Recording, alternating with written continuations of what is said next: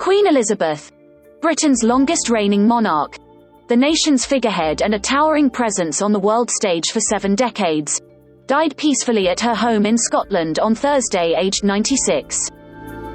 The new king, her eldest son Charles, said, "The death of my beloved mother, Her Majesty the Queen, is a moment of the greatest sadness for me and all members of my family.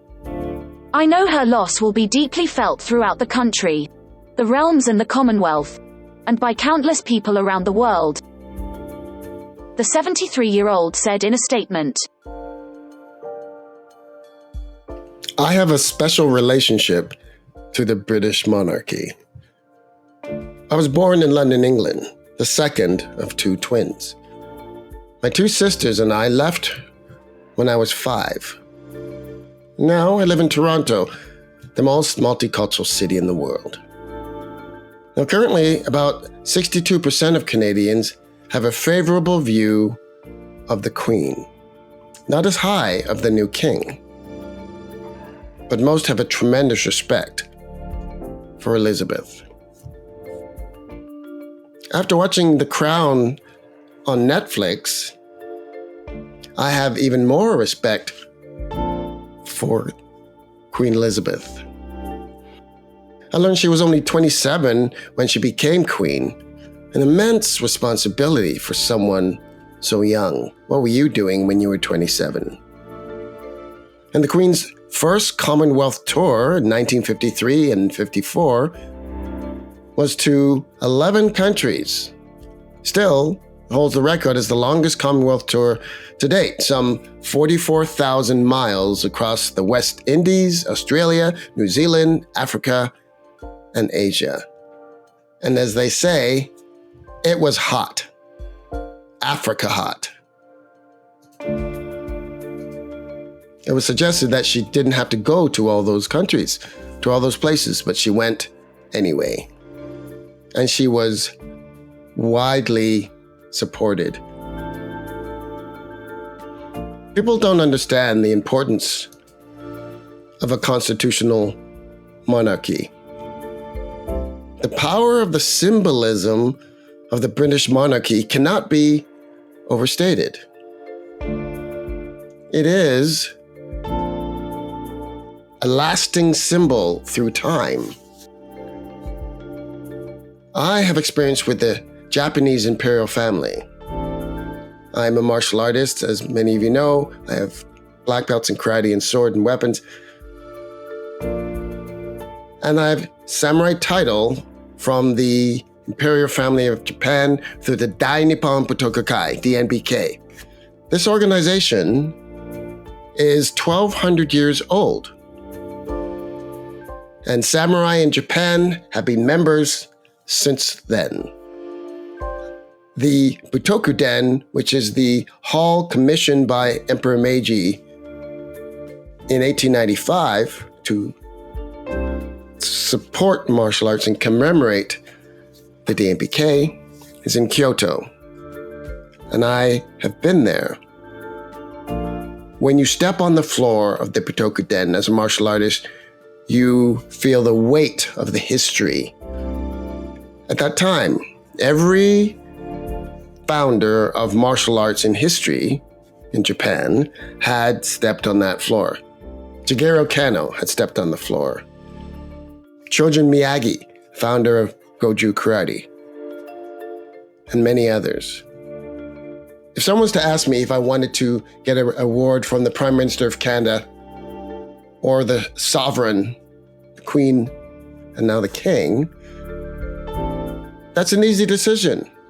There's more weight in recognition from the sovereign. It can stand apart from the fray of politics and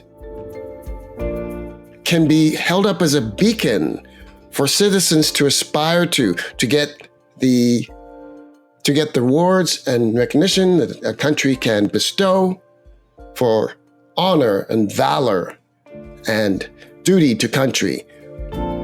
These are the things that people aspire to. These are the things that drive us, that inspire us.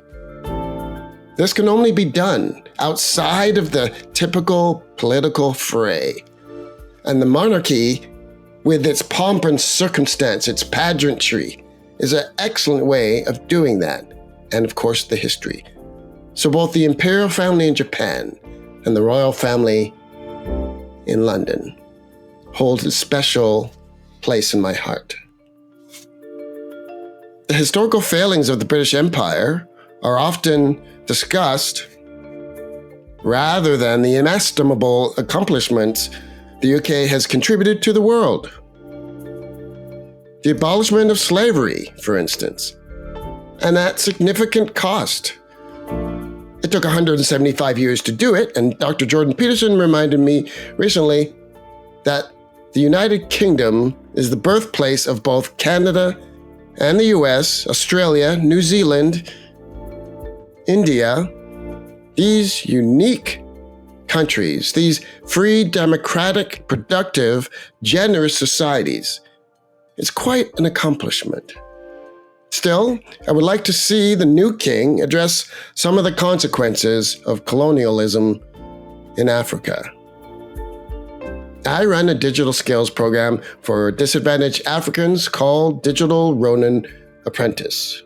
80% of youth under 30 are unemployed in Africa, which is why my program is based on merit and requires focus, determination, and grit.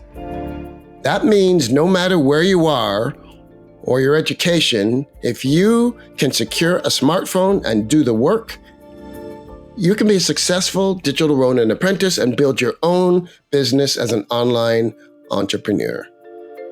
The British monarchy should support our program and more programs that support people who help themselves, where success is determined by your effort, your character, and the ability to execute, not your schooling, location, or means.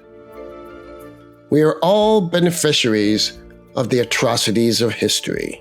Therefore, we are obliged to leave the world in better shape than we found it. We must stop talking about problems, racism, and all the other isms, not because they aren't important, but because every minute we're talking about what went wrong and pointing fingers is another minute we've missed to make it right. The democratization of knowledge due to technological advances affords us an opportunity to rethink education, to reimagine the future of work for millions of young people worldwide.